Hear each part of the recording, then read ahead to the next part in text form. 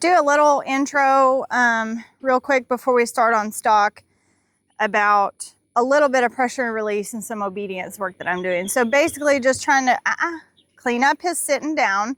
So using the sitting down as the like command or behavior that I'm using to be able to apply pressure.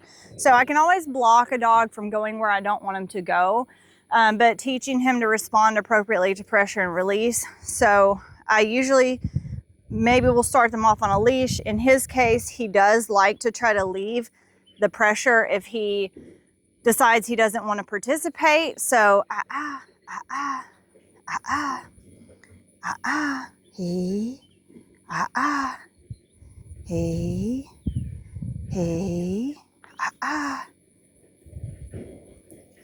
So with the leash, it just makes it to where he can't escape the pressure completely, or that I'm not having to do extra walking. So if he does choose to leave the pressure and not give me the behavior that I'm asking for, I have to walk him down. I have to walk until he finally acknowledges the pressure and responds to the behavior that I asked him to do. So you can't ever let stuff like that go. A lot of people will, because if they, tell the dog to sit or lay down because the dog's being annoying and then the dog just leaves the vicinity, they're happy with that, right? So they let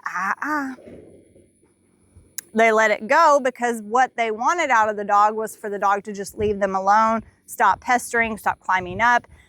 So they give them a sit or a down command, and then when the dog decides, I don't want to do that, I'll just leave, these people are no fun, then the dog wins because he didn't have to do anything that was asked of him, and the people win because they just wanted the dog to leave them alone. So like with Cisco, good boy, I know I said your name, buddy. With him, I'm working with the kennel, so I'll do some videos of that too, in and out of the kennel, and then recall. And I did actually have a moment yesterday where I recalled him, I think, and he decided he didn't want to, so I had to walk him down. And it was a perfect example of pressure and release. But pressure and release does work. You just have to be consistent, just like you do with any other form of training. So when I call him to me, I want him to look me in the face. And that's been a big issue with him, because what he wants to do is he wants to come and he grovel at my feet. Number one, I just don't like that. But number two, I don't think he's truly saying, what is it that I can help you with here? So when I'm calling him to me, I'm usually calling him to me maybe to give him some attention or some affection or some praise, but maybe I'm calling him to me just to redirect him to what I want him to do. So if he's busy groveling at my feet, he's not saying, what was it that you wanted? So he's just not in the right frame of mind, number one. And number two, that behavior, again, not conducive for getting him to do anything that I'm trying to ask him to do.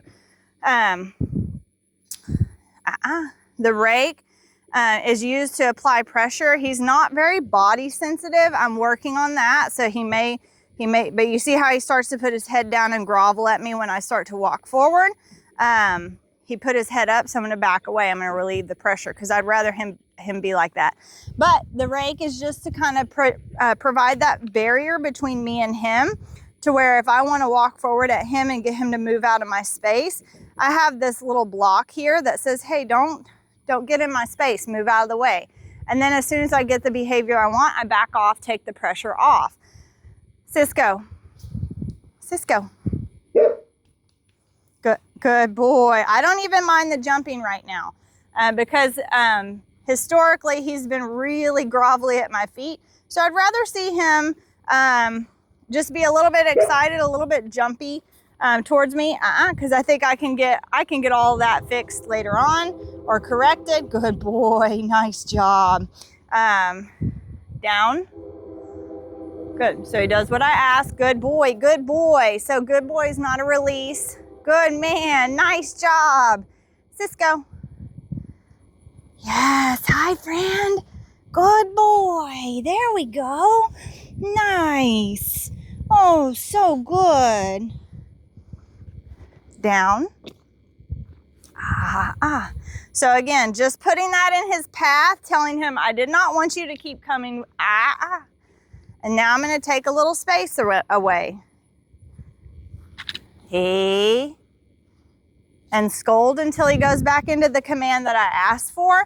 So just reminding him, like, just because you got in trouble and I pressured you and I moved you away from the spot that you were in, doesn't mean that the command is over. Cisco. Hi, friend. Oh, such a good boy. Good boy. So we're just kind of building in a little bit of that resilience to these commands, a little bit of understanding to the commands and what they mean down. Because down should mean just stay there until I call his name. So I don't use a release command. I don't say, okay, down. Okay. I don't say free. I will call his name or I'll give him another command. So if I was to give him a command to go to sheep, I would expect him to do that. If I called him HERE, which is my recall command that I use for dogs, then I would expect him to come to me. And then if I call his name, I expect him to at least orient to me, but preferably start coming to me. And I can change that later on. So later on, if I lie him down and then my livestock are getting away and he's not looking, I can call his name to orient him to me and then send him on a flank or whatever I need done. Cisco. Good boy. Yes. So his attitude's gotten a lot better on that, on everything really in the last week. Good boy. And that's just being consistent.